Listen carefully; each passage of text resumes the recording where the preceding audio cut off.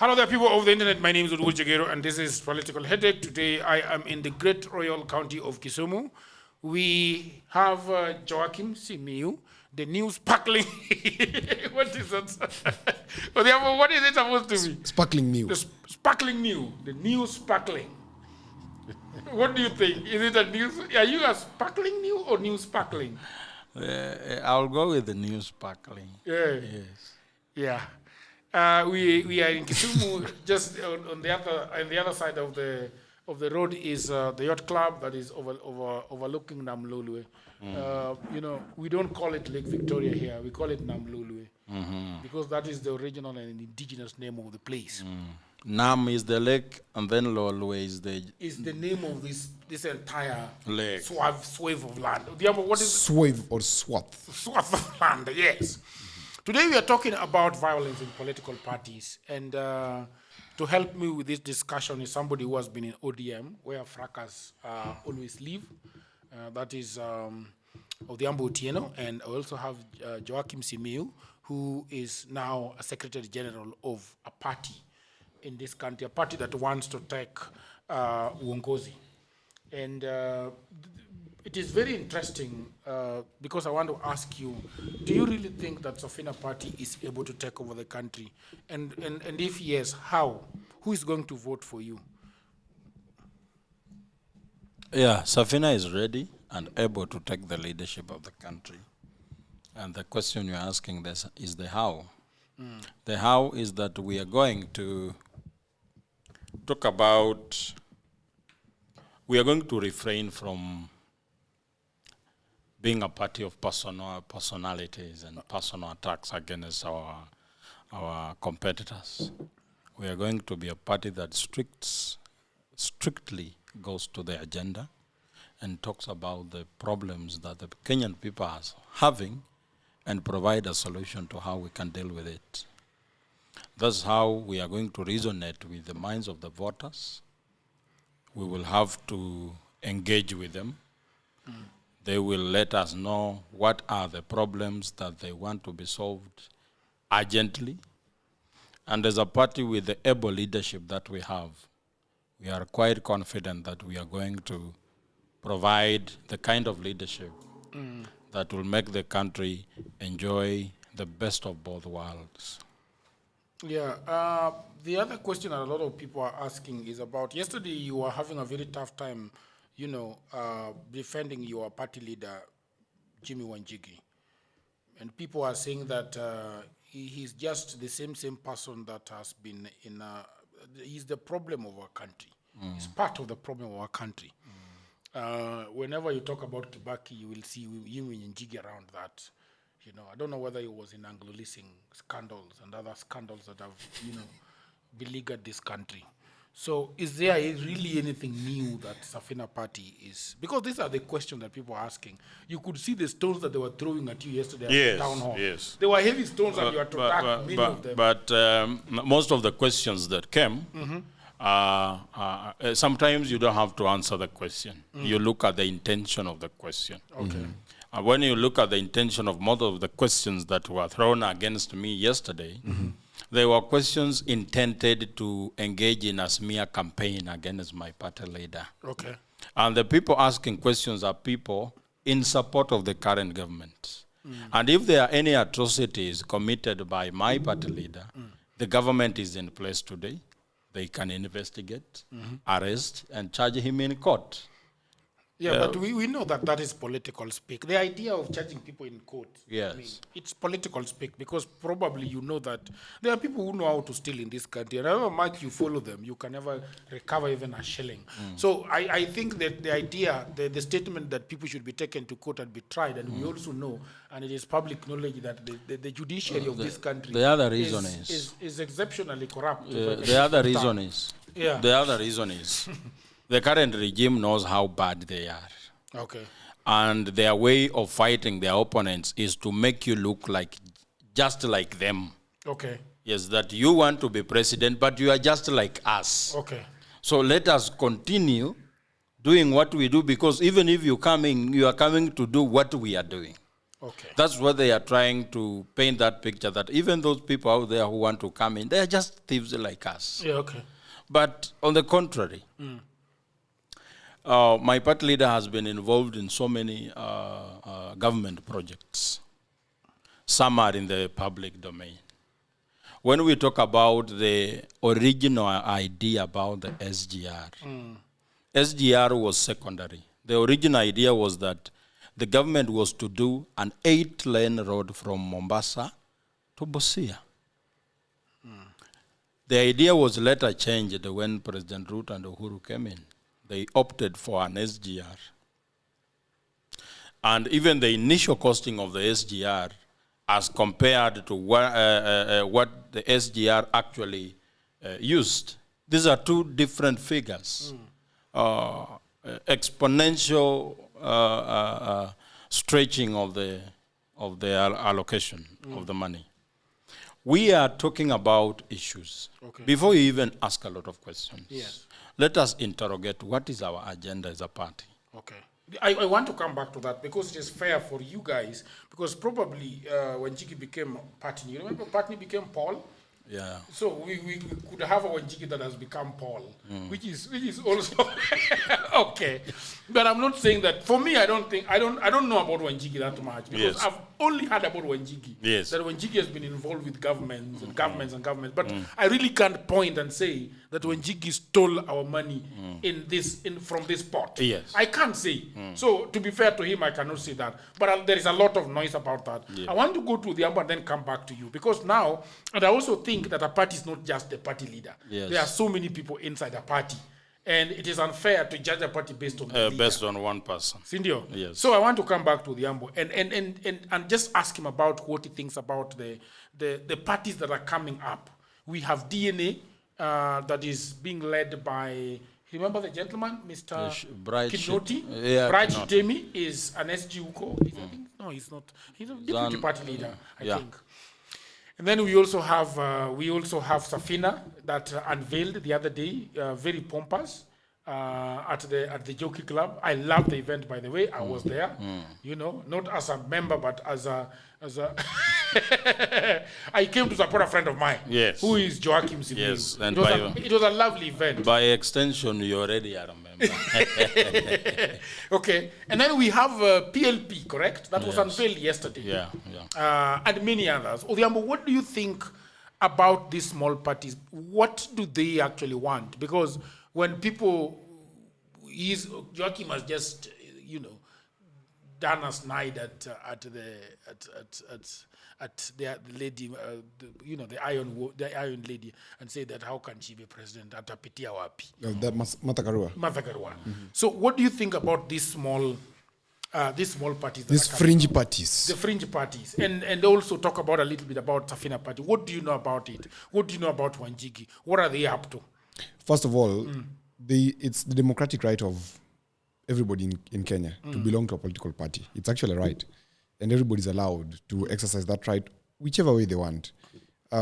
Having this multiplicity of parties is something beautiful because then it diversifies the options of choice on the table. It also grants opportunities to capable brains and capable people who could not maybe sail through in the mainstream parties to then also make their voice known and contribute to the discourse very formally. Like now, Joachim, who is a Gen Z, who has now risen is now appointed, right?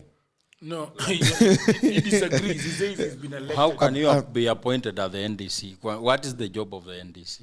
This is where delegates come to elect the officials. But who are the delegates? Are they registered members? Am I supposed to walk around with the No, but you see there's some bad manners in political parties, as much as it's their right. Yes. There's bad manners where some of these political parties don't have known members. Okay. But they have registration rolls which have names. Thousands, sometimes millions. Exactly. He can go to the ORPP and do an inquiry. Yeah, but I went there and found that I'm registered to a party that you didn't exactly. Yeah. I mean, what I'm talking about is not something that is strange out of this world. Yeah. Because even at the NDC that he's talking about, I was not there. You were there.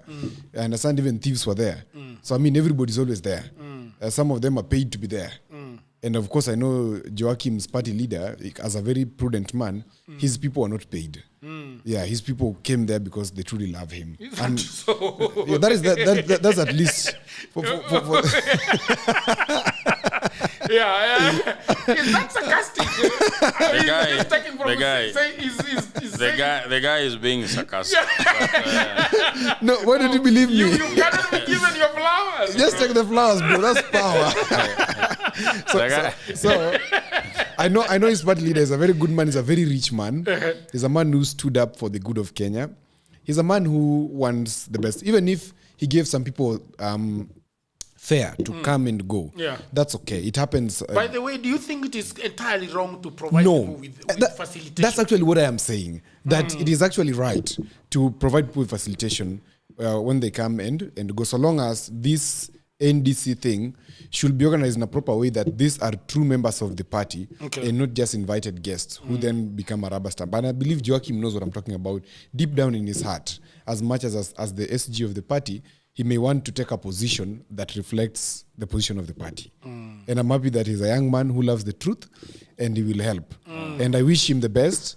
Of course, I know in 2027 he'll be in parliament. I've seen all the godfathers of Nairobi coming to his support. I've been in some sittings where I've had people like Kotu General, Secretary General, bless him. You've never heard me tell you that. Where? Yeah, I've been somewhere where I've had them bless him, say he's a good man. And maybe he's a rising Luya man. Yeah. They don't consider they take this. Actually, they consider these Luya leaders Wakina Nani as Wakina Mudavadi and Wetangula as a total joke. And I think people like Joachim then come up not only to serve the Luya community but the people in general. Personally, I would give him my vote if I was when the king loves you. What does it show? What does that mean? Machiavelli. You have to study that in the Machiavellian screener. Yes. That then it implies two things. You have utility, which then will make the king who he is, and he has to do away with you immediately after he is in power. Or you are an idiot that he needs around him that will not question his decisions. So if you are the former, then you should be able to know how to protect yourself. Of course. Clearly. Okay, Right. very good then. But what do you know about Safina Party? Safina Party is a party that I think is originally owned. I say owned because it did not generate from the people per se. It was acquired, or it was formed by Paul Muite, then acquired by Jim Wanjigi. Jim Wanjigi is, of course, a businessman, and his model of doing things is acquisition and mergers. Yeah. And that's only understandable. That then that is how he will operate even when he gets to power, which I believe he can, just that he's in the wrong tribe. So, that's interesting, but don't want to go there at the moment. This guy does not get excited a lot when the issue of tribe is raised. He finds it extremely problematic.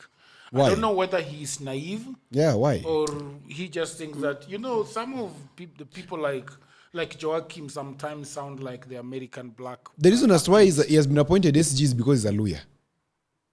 Really? We have millions of lawyers. And you're the best of them. so you're the best lawyer.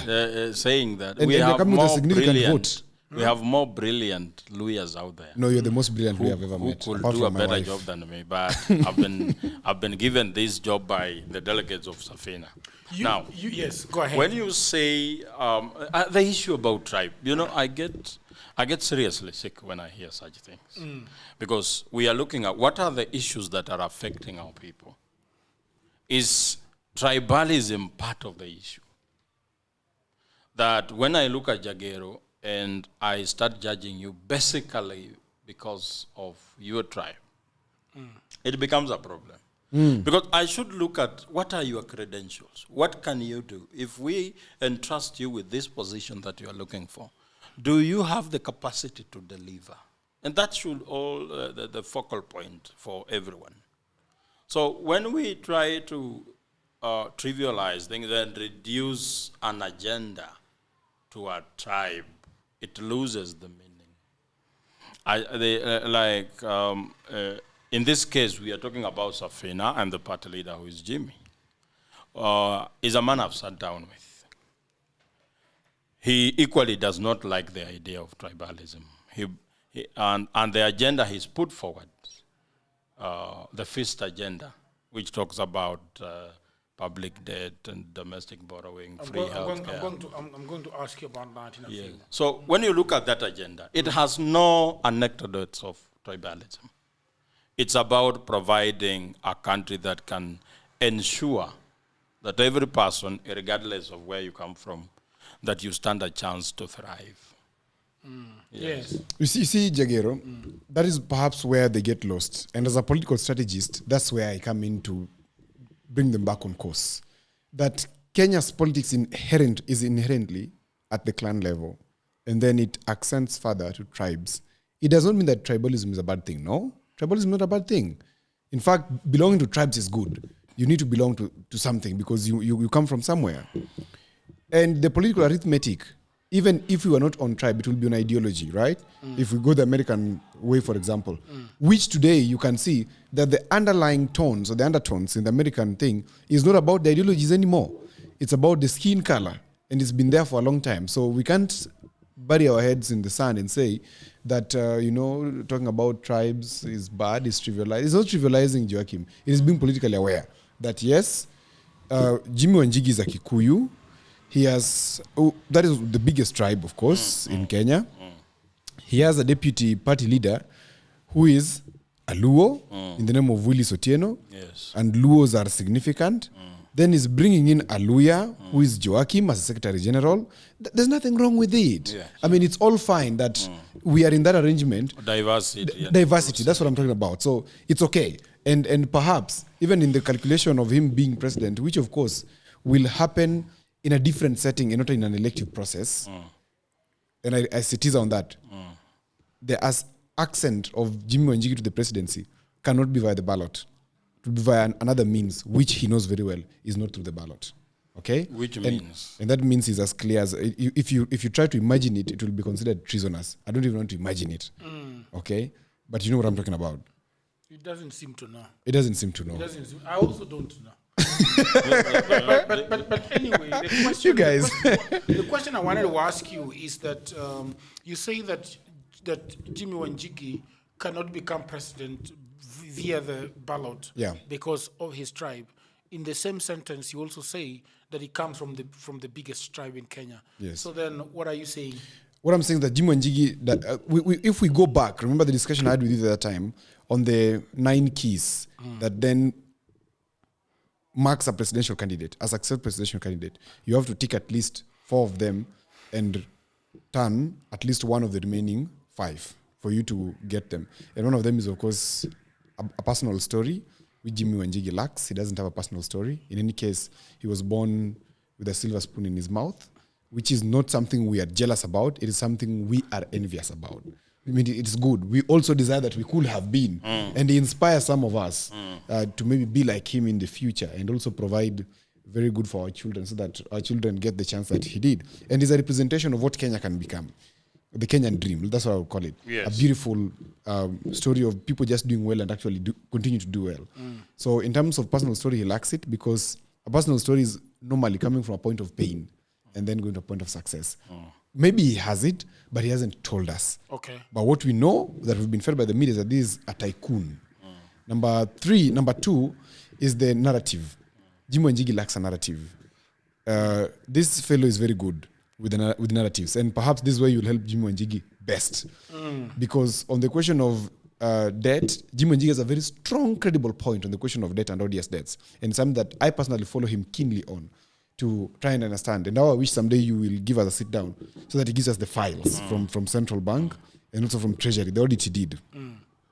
So he lacks the narrative. He's also very choosy on where he wants to go. I don't know whether Jimmy Wanjigi just wants to go to places where nobody interrogates him, because he just goes to particular ones, especially Spice FM. That is the only place where you'll find Jimmy Wanjigi always going and quickly gets into his vehicle and he goes into thin air.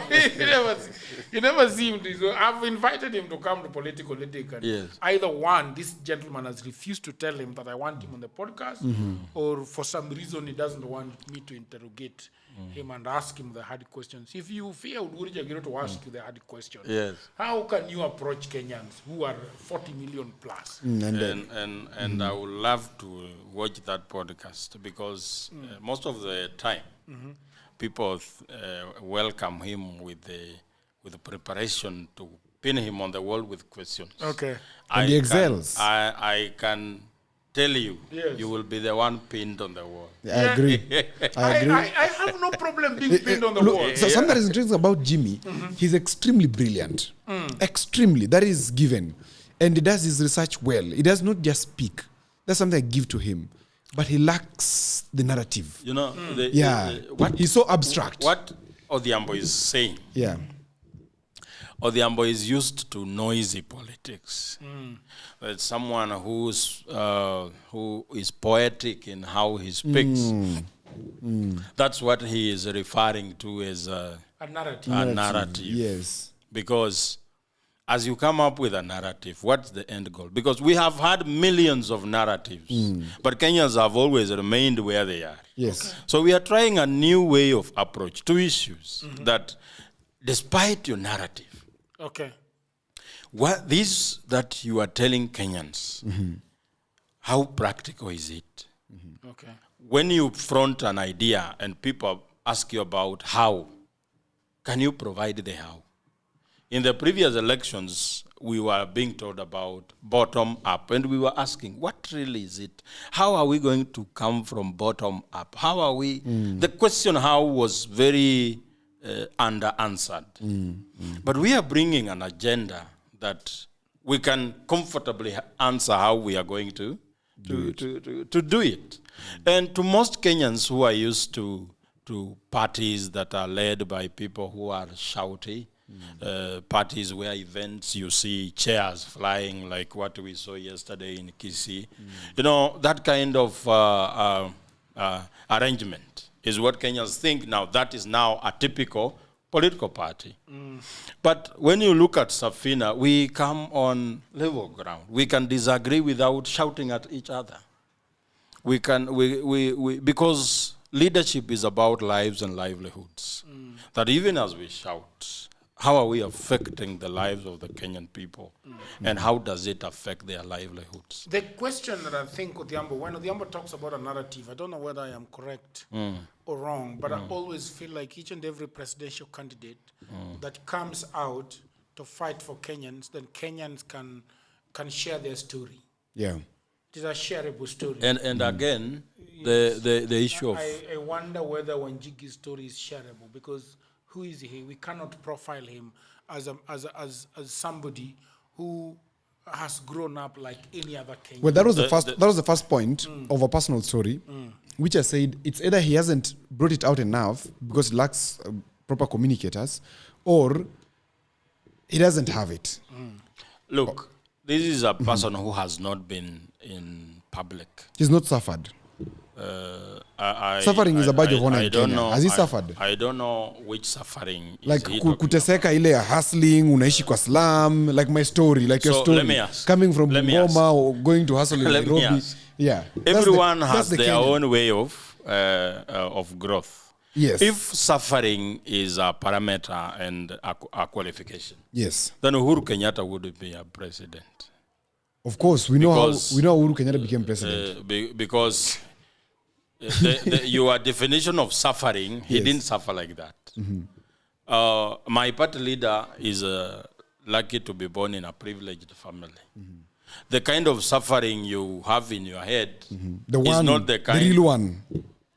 Like the other day when someone was telling us that he's a hustler, he went to school And without that story shoes. sold really well. Yeah, it sold really well. Yeah. You remember how well it sold? But now I was asking questions. You know, what are the consequences of such stories? Okay. Because when I was asking questions, that this guy is saying he has suffered.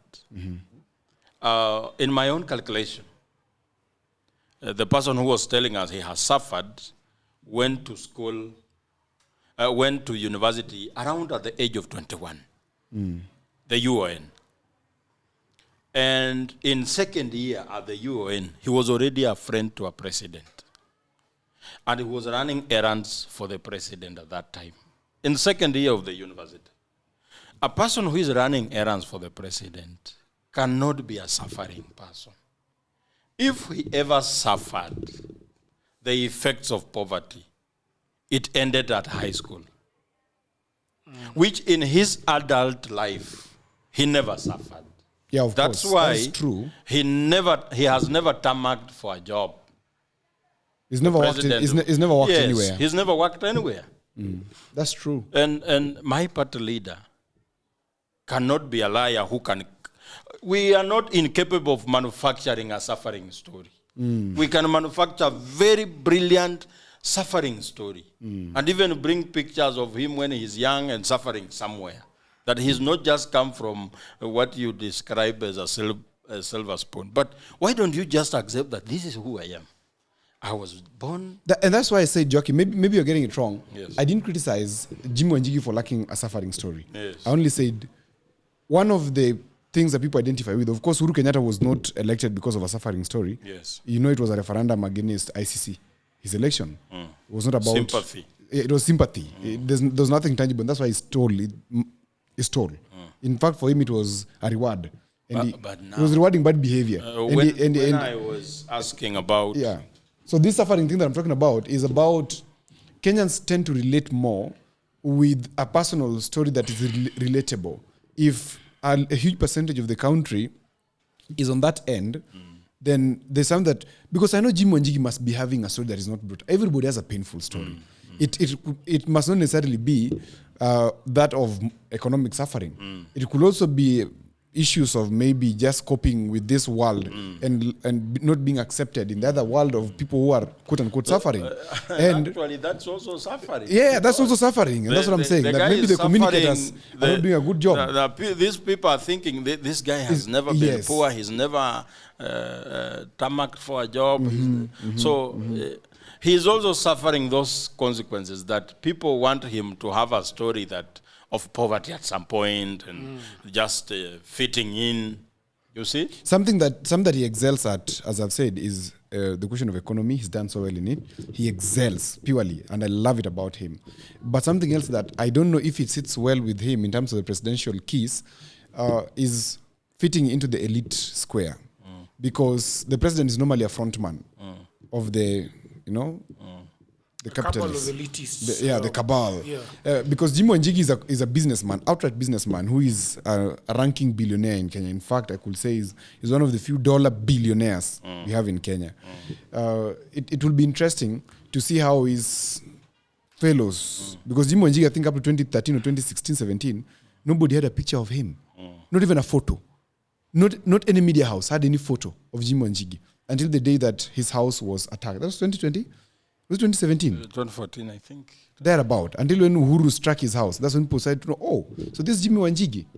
So this is somebody who has been amongst the elite as one of them who controls the presidency. Because even after 2013 presidential election petition, the hands were shaken in Jimmy Wanjigi's house. The 2017 issue again was again sorted in Jimmy Wanjigi's house. So he has been there. So I don't know if these guys can see him as one who can be a front, because he's also a businessman. And I believe he's a military contractor, right? No, I don't know about that. Now, let me ask. I want us to move and give you an opportunity, because I've even looked at Safina Party website, but I can't find a website for Safina Party. What is the name of the website? Do you have a website as a party? Yes, we have. I can't be able to see it. Really? I can't be able to see it at all. That would be tried strange. looking for it. When SG, somebody sabotaging you. It could be. But That's the fakest laugh I ever had. but Safina Party does not they don't seem to have a website. That is an agency. a minute. Just check. Because I wanted to go into the website and see what they are trying to offer Kenyans. But I can also give you that opportunity Yeah. To say. yes, to just tell us how you think, Safina Party wants to change Kenya, some of the pillars that you have, before we get into the violence of parties. Yes. Our party, as he has, I want to pick from where he has left. that there have been parameters that decide who becomes president. Right. And that you are fronted by a clique of certain people. You should fit into a particular profile. And the question is, as this clique of particular people front you to be the president, what are you coming to do in that office? Yeah. Is it about that clique of people or the people of the country? And the problem has been that after the president has been fronted by this clique of people. All right, people of the internet, I hope that you're enjoying this episode very much. And I just had a break to tell you about my new book. You know, everybody says that there is no job, and that is true.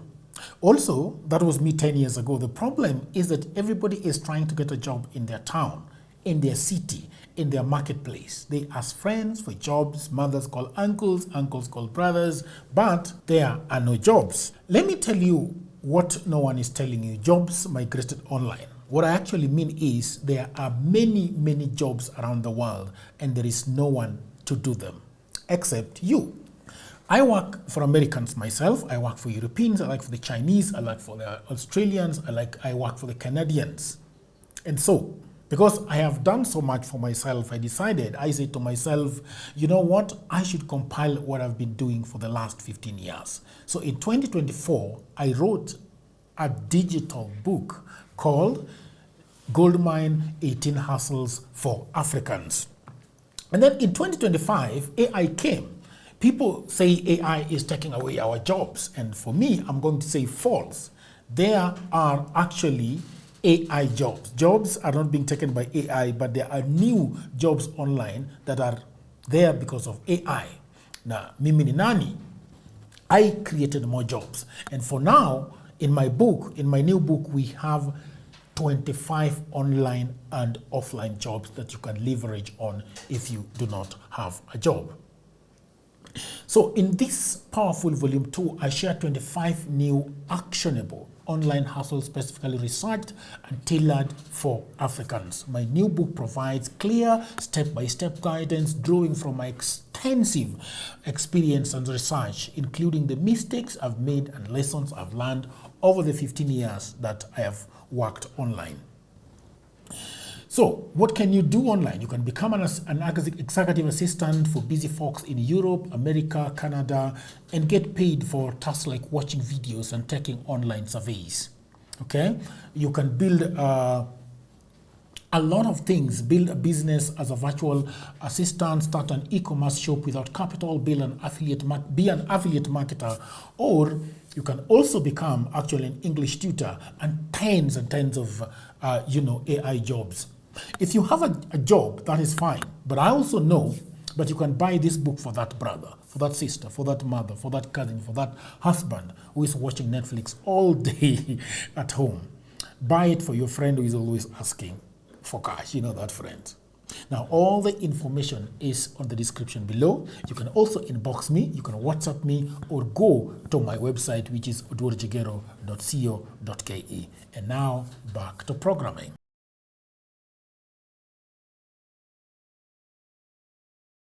Ahead, lay for us the foundation of your party and what you aim to achieve, so that people can actually understand where you are going. Yeah. So we. Yes. You're the one talking. Yes. I want to begin from where he has left. Okay. One of our very unique approach to the issues is that we are not coming the traditional, conventional way. We just want people to think about what has been their problem. Why is it that even if we elect different people in the office, we end up with the same consequences? Because we therefore need to interrogate what is the type of the people that we usually elect. And we look at who puts wind into their sails. After they come into office, what is it that they do that makes the country be where it is today? And the biggest question is, what is it that the Kenyan people want? As you sit in your house, go about your business, at the employment work, What are the issues there? What do you think that the leadership should come in and do for you? Once you realize, once you are sure of the issues that are affecting you, then you can choose among the candidates who looks like they understand what the issues are. Mm-hmm. Because we are going to have more than one candidate. And we cannot force the Kenyan people to vote for us. They should interrogate the candidate and say, these are the issues. Yes. Then among the 3 people, 4 people who are here, who among them is fit to deal with these issues? In our understanding, the problem of the Kenyan people is around economy and everything. Because as I said yesterday, a parent will be unable to pay school fees for their children if they are not economically stable. Right. You will struggle accessing medical care.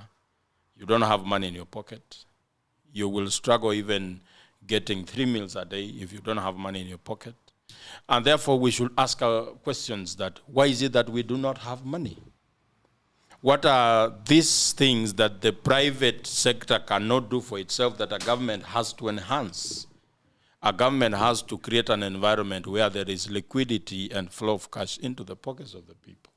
Once we identify that and say that these are the issues, then the government should come in here. My party leader has identified gapping holes in how government operates. He has talked about public debt.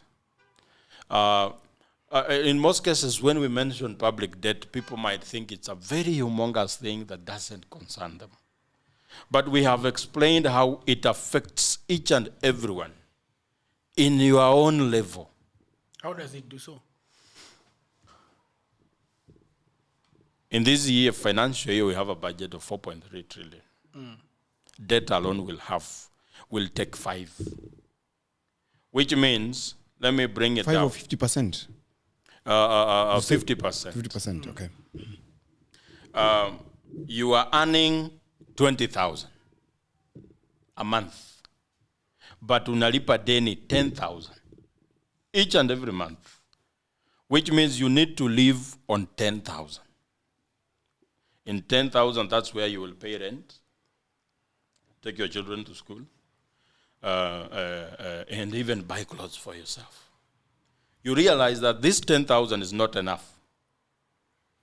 You take another debt of around 12,000 so that it fills the gap.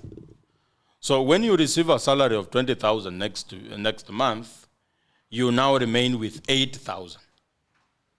And the trend continues. As a person, you need to deal with the issue of this 10,000 that you are borrowing every month. That last month, we borrowed 10,000 in this house. Mm-hmm.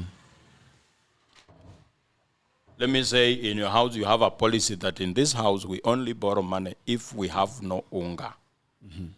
That kama hakuna unga, that's the only time we are allowed to borrow. You can go to the mama mboga and mama... And yes.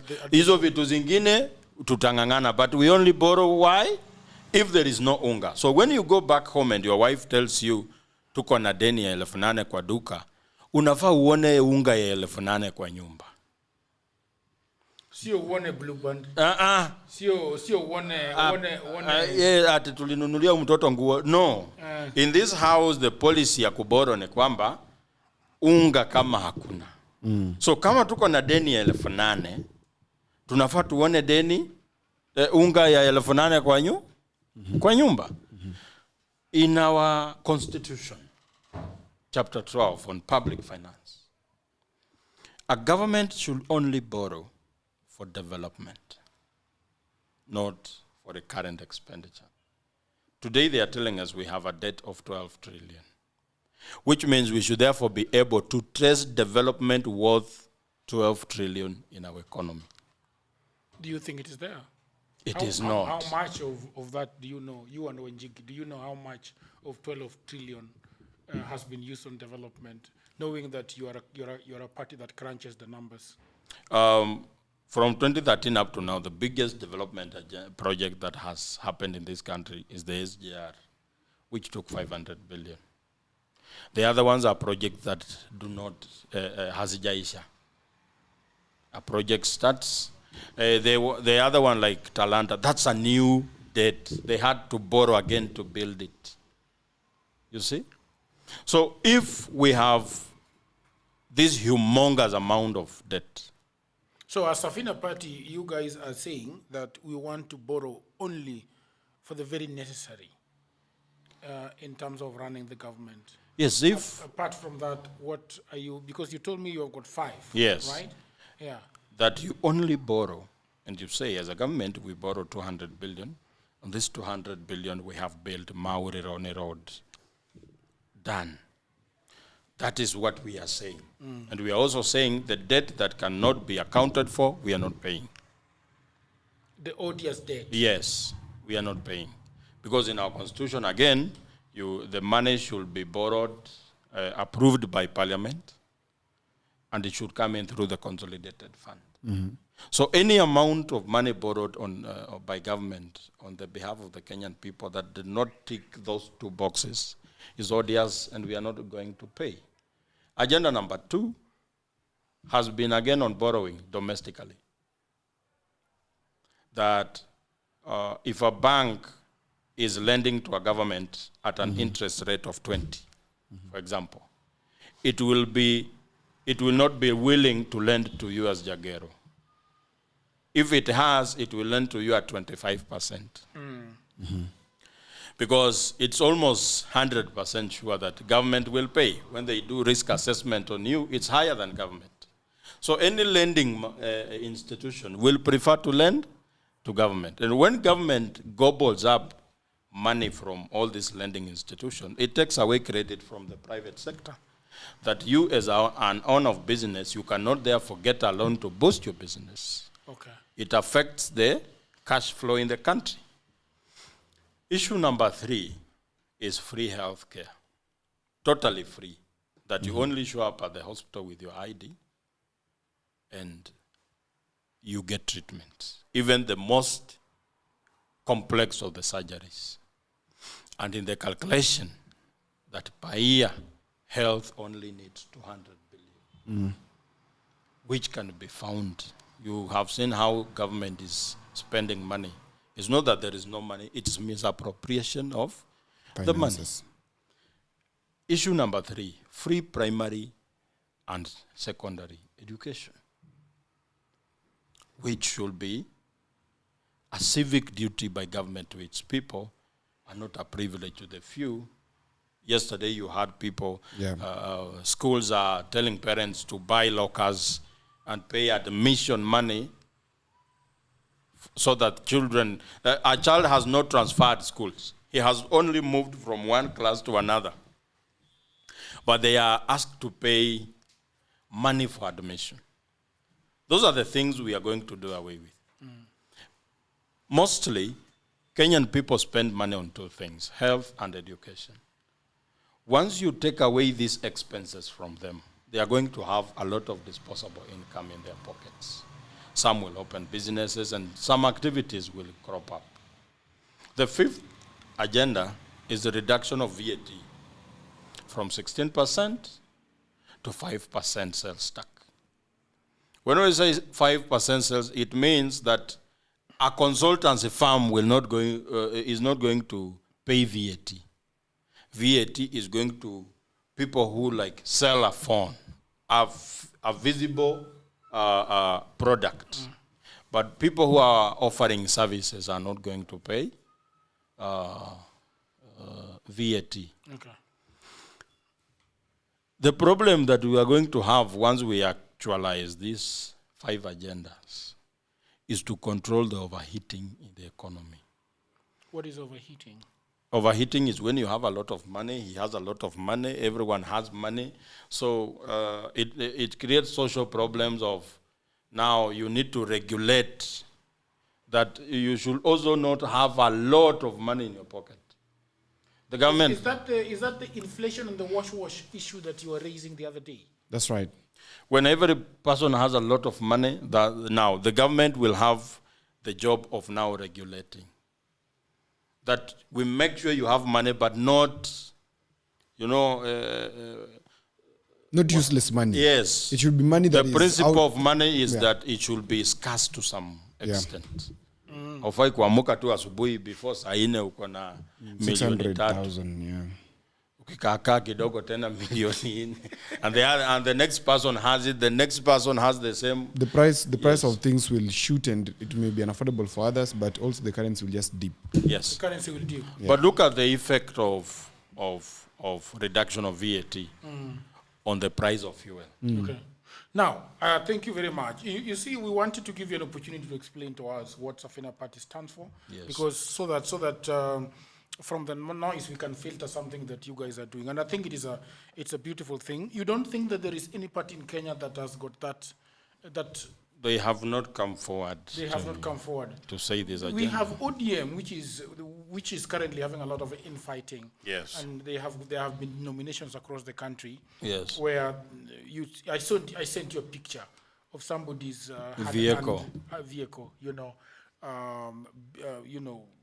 ruined completely. Vandalized and ruined completely. At Safina Party, how are you guys going to be different from this kind of hooliganism? And what do you think is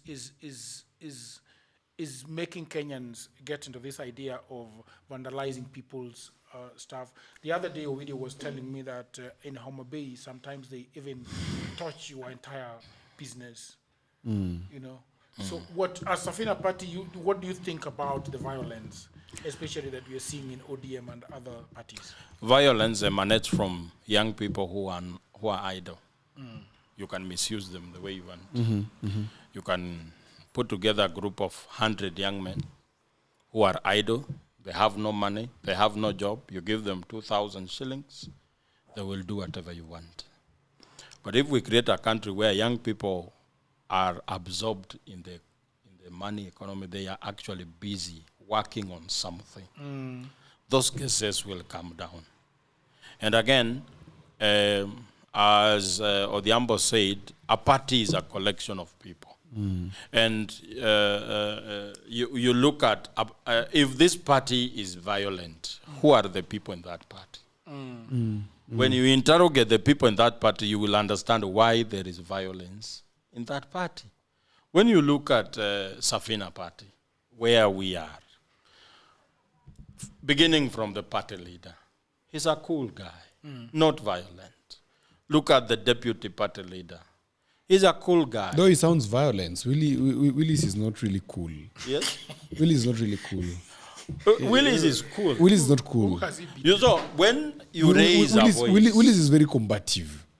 Yeah, you can think be confrontational. Is well balanced with Jimmy, because Jimmy is the cool guy. Willis comes from Willis comes from Manyata. Can you?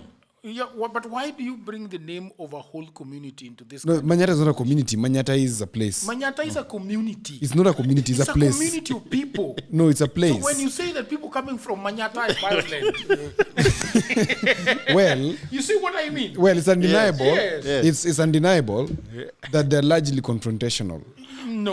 Not necessarily violent, but largely confrontational. You can Willis, be even in his speech, Willis' speech is extremely violent. No. It is. He calls for violence on people. No. It's like it's combative. Look, Willis is not as cool as He's this guy. aggressive. You can He's be. aggressive in his You can speech. be. He's a brilliant man, You but can very- be confrontational. Yeah, he's very but you are he's not cool. violent. Look, yeah, he's not violent. I'm only saying Willis sounds violent. I'm not saying he's he is violent. confrontational. Do you think that I sound violent? Yeah, No, you don't sound violent. No, don't be afraid. Yes. This guy's a thunderous talk. Like if he talks, he talks Thunderous like, voice doesn't mean thunderous violence. voice. I don't know if you get his point. Do you think that he is? Yes. No, I don't think he is. He doesn't May look like I a think- violent guy. He's not violent. I think And his most speech is violent thunderous. people, Yeah. they don't even raise their voice. Yes, they just get up and start executing. Yeah. My deputy party leader is confrontational, Very. Yes. but he's not violent. Okay. Of course, Yes. that is we underscored. can be confrontational without engaging in violent acts. Yeah, that is true. Yes. We And can, that be, is we can be aggressive with our words based yes. on our passion That and the things that we love. I only beat you with superior logic. Yeah. On that, he scores very well. He has Yes. very good logic. Willis has very good logic. Yeah. So Yeah. my party leader. Would you say that Willis and intellectually with Jimmy Wanjigi are bird of the same feather? They complement each other nicely because Jimmy is excellent in economics and other one business. is- What is his schooling? By the way, I've never known Jimmy What is his Wanjigi. schooling? we are going to unveil that. You're going to unveil his schooling. But yeah, that is interesting. But I think These he's. are conmen- Yeah, I think his grasp of economy and business is excellent, and also I believe Jimmy is a very disciplined man because you cannot achieve some level of financial excellence if you lack personal discipline. Personal discipline. I think he's very disciplined. I would, if I have to listen to these wealth coaches. Yes. In fact, I'll just go to Jimmy. Why should I listen to a wealth Yeah, coach I'll mwenye just go to nakutananga Jimmy. na yeye town tukipanda matatu? Jesus Christ. You can't- You be kind. You know I'm a coach. No. A wealth coach. When you are coming to teach You are a me, coach, but you're not a well. No, I can't be a wealth Look, coach. look. I've never seen a wealth. you are a coach of football. Yes. You must have exceptional football Command. skills. Yeah, I agree. So when you are a wealth coach, I expect you to have some level of wealth. I agree. And so what I was saying, Jagero, is that Willis and Wanjigi cannot be compared on the same level because they all come in at different logics, yeah? And Jimmy is excellently good in economy. Willis is excellently good on two things. One is law, and two is logic. Willis's logic is above par, by far. That fellow will describe for you something and give you the reason why it is happening the way it is happening, or it should happen, or he will tell you why you need to keep quiet instead of talking. It actually makes sense to you that actually I need to keep quiet. Yes. Yeah. So on that, I think they complement each other, and it's not a matter of superiority. Yeah. So Jimmy is an alumni of the prestigious St. Mary's School in Nairobi. Wanjigi That's where Uhuru ventured into Kenyatta goes business to at an school. early Yes. age. He was a classmate. Yeah. He joined Daystar for his higher learning and has since completed his studies. The other day. Yes. Oh my God. Okay. And that's something interesting. It points to something interesting about these rich guys. These fellows do not concentrate on school as much. Once they hit Form 4 or Cambridge, whatever, they go for business. But isn't that the problem of us who are just constantly in school? Yeah, we've been lied to. We were lied to that you need to get a degree and a master's. That's why we're asking a question. What's the objective of our current education? Okay. What is the objective? What are you learning to become? Majority of us went to school to learn how to be salary earners. That even your mother used to tell you that go to school, you'll get a good job. Right. And when you tell your parent that you stopped going to work and you are now doing business, they are like, what? Will you watch a cars? My mom still tells me to look for a job. Yes. and sometimes I struggle telling my mom, what job am I doing? You know, they anashanga, how are you now eating? Yeah. Where are you getting the money from? Yeah. You have no Right. salary. Yeah. And that's something is that your has job been... What is your job, by the way? I'm a political analyst. No, what's your background? But that's an interesting thing. He's a chef. He's a chef. He's a chef. He's a 5-star chef. Yes, you didn't know? But you didn't say that. He's a 5-star chef. Are you a chef for real? Yes. Oh, let me hear from him. Okay. Are you a chef? I am. Where have you worked? He's worked even the other day. They withdrew his appointment Yes. from a 5-star hotel. I Because just- he was I- appointed I to be just- a chef at a 5-star hotel in Yes. Nairobi, and they withdrew it after his political escapades. After they saw I'm making a lot of political noise. No wonder he's kind. You know, chefs are very kind. Yeah. Yeah. What is your favorite meal to cook? What is your favorite meal? I do, I specialize on grills. Grills. Yes. Choma. Yes. Hey, Rib chops hey, and all. the party's going to when Kajiado. I called him in the morning, he was Yes. telling me that I've made something nice for myself. In the morning, I made didn't know something that. nice for myself. Yes. So we are going to we are going to come up with a good recipe for the country. This guy. This guy. I want to ask you about the charismatic. violence. I like I want to it. ask you about the violence in ODM. Yeah. And perhaps I don't know where it is coming from, because it seems to me that every time there is a nomination in ODM, there is lots of fracas, and there's a lot of flying chairs, a lot of vandalism going on, and then somebody. In fact, what amazes me the most is that in all the violence, a winner comes out almost hours after. Like in the next 2 hours, we have a winner, but you couldn't see people nominating. Or Let me tell you. yeah. The violence in ODM comes from 2 points. One, it comes from the party leader himself. He's a very violent man. Is that so? He's a very violent man. He's a violent man in his thinking. He's a violent man in his action. And he operates under the philosophy of what needs to be done has to be done. That's a very dangerous way of thinking. 2, it comes from the scarcity mentality that reigns in ODM. And it reigns since 2002, when ODM was not born yet. But you could see it, especially by the time we went for referendum, and then the Orange Brigade won.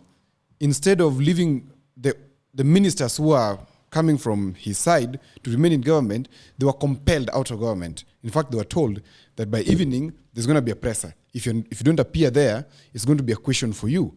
And these guys resigned. And Joachim the other day said that also in 2027, you will see one of the evenings when ministers are doing joint resignations. That's the kind of violence that is there in terms of intellectual violence.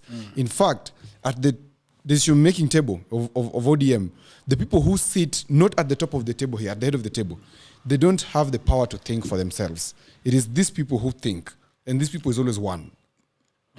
Okay? And that is why ODM is an amalgamate of just 3 people who then make all the decisions for all these people. The 3 people I know, one is Raila Odinga, the other 2 are who? The rest are also within his house.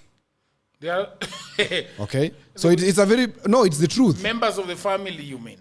Members of course, that's what I'm talking about, the members of the family. They're the people who decide who and what happens in ODM. These are the people, all of them are only agreeing and rubber stamping whatever is happening, whatever these 3 have agreed on. In fact, I told you the other time, if these 3, 2 of them agree, then it's okay. But one of them always has a veto power. That's a discussion for another day. That is one. In the scarcity mentality is that if you look at the history of the philosophies of the formations of parties, where ODM comes from, because you have to understand it from its roots. It comes from an area where we've had 2 axes, and I told you the other time. One is the Tom Mboya axis, and one is the Jaramogi axis. Jaramogi was a very prudent man. Don't mistake him. A very prudent man. In fact, even his family members still appreciate that he was more prudent than Raila Odinga. Raila Odinga coming to be, in fact, even his ascension to power was through violence. There was nothing peaceful about it. At Thika Stadium, if you can remember that image where he's covering, he said while smiling. If you know, Can you for the audience, ilikuwa mchezo ya town. What that means? What do you know? What is it? Yeah, he's talking to the fallout between Raila Odinga and Kijana Michael Wamalwa at Thika Stadium in 1995. Yeah. Where they were fighting for ODM, Ford Kenya chairmanship. Ford Kenya or Ford? Ford Kenya. Jaramogi had died the previous year, in 1994. 94, right. And left the reins in the hands of Michael Kijana Wamalwa instead of Raila. And they were age mates. So Raila felt like, my father has been the party leader. I am his son. I should take over. Entitlement. Yes. But this is the same entitlement that Raila has had over the years. Oh, and over the Luo people.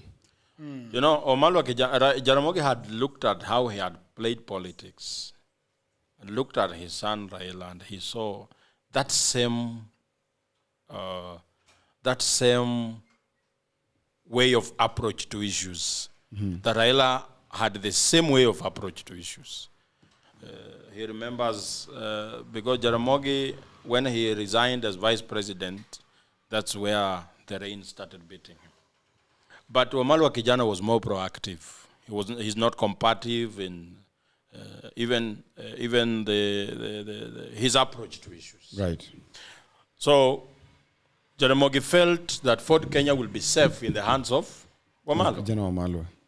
But Raila felt, no, this is not the right way to go. Raila used to disrupt even his father's parties when his father was still alive. He could come to meetings where the father was. He did it in Nakuru. Yeah, and the father at times would say, Amolo koro donjo. Kuiuru matin, Amolo donjo. Even the father was afraid of him.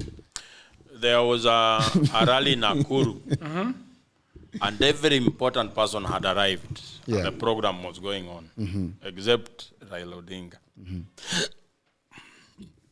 So, just when the dignitaries are about to start to speak, Raila enters the stadium with a multitude of people. And he doesn't go direct to where people are seated. He walks around the stadium. You see, the dais is the other side, but he's going this way, just to announce that I have arrived. And it took the intervention of his own father, who took the microphone and said, "Hey, Raila bwana, unaharibu mkutano." And that was the time the country took note of Raila. That's where the country noted that Jaramogi has a son who is very, very, very, very stubborn. That was the beginning of his nationwide. Yeah. So the violence that you see in ODM also comes from the point of scarcity, where there are no enough resources there. In fact, I can term ODM as a receiving teller. If you've ever gone to a bank, there are teller 1, teller 2, teller 3, teller 4, where you can go and deposit and withdraw. But there's one where it is receiving only. Okay? Receiving teller. In that there's nothing that they give. They give nothing, absolutely nothing to the people. Even they don't even have proper party structures anyway across the country. If you look at the offices that they have across in Mabati, and that is a county office, Mabati. One time I had to renovate the Kisumu one fully from the ground up. Okay? This is a party that is bereft of... ODM na police in the same WhatsApp group. Police in afadhali wako na fuel. ODM is trouble. Like ODM is just... you see, it's a capture. It's a capture where these guys are told, be loyal, there is hope. Hope. That is hope of us taking over something. Hope that is not yet seen. Hope that we have not figured out yet. But you have to be loyal to this person who is taking us to the hope. Okay? And in that, if you are not loyal, you meet violence. Because why are you not loyal? If you're not loyal, you're kicked. You're kicked out. People like Edwin Sifuna, for example, who you've had in the recent past, talking about issues which are credible. In fact, even the other day, yesterday, you had one of the ODM young representatives who we were with talking about them following Sifuna. If Sifuna exits, they are gone with him. And you hear some of the ODM Godzillas who've been existing ever since ODM was formed, saying that Sifuna should be punished for talking sense to the party. ODM does not condone democracy. In fact, I dare say, Raila's violence and ODM's violence, of course, the ODM's violence comes from Raila himself. But it also points to a very interesting thing about Raila. Can I tell you that Raila is a very big coward? That's why he's never taken power, ever since he started contesting. Okay? And this fellow, whenever he's been met by serious violence, he's always exited. Once in this city where we are today, there was a mayor called Akinyoile. During the reign of Akinyoile, Raila never ever stepped into this city because that fellow was extremely violent. Ilikuwa kiboko. And anybody who has ever meted violence against Raila has always given them their way. Obado is one of them. If you remember in 2017, Anyang' Nyong'o here, Joho, and all that cabal went to Migori to campaign for, I think this was Chila Yako, for governorship. It was total war. They were beaten, wakaingia chini ya meza. Okay? Because ODM understands violence. They don't understand that things can be done in a very good way. Democracy. There's no democracy in ODM. In fact, democracy is pontification and Raila is the pontiff of democracy, where he believes that democracy should be the way. But his true life is not democratic at all. There's nothing democratic about him. In fact, I can tell you, Raila has 4 personalities. One is called Aluo. Another one is called Amolo. Another one is called Raila. Another one is called Jacom. Do you understand what he's talking about? You may be meeting Jacom and you discuss with Jacom something at 7 a.m. Okay. Then you meet him again at 12 noon But you realize you're not meeting Jacom now. Now you're meeting Aluo. Or you're meeting Raila. Raila is the one who does the shamra, the juok pinch, the one who moves and the world says is walking around. The enigma. The enigma, yes. That is Raila. Aluo is the kigeugeu. This one makes decisions on, like this for people have to agree for something to be in line. And that conflict, that consensus paralysis within Raila is what then manifests as violence because people can't figure you out. So they go with the force. But it's a very big coward. Yeah.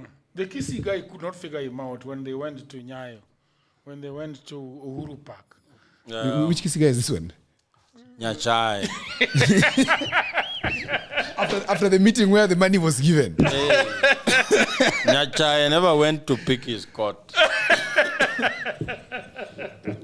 What happened to Nyachai's coat?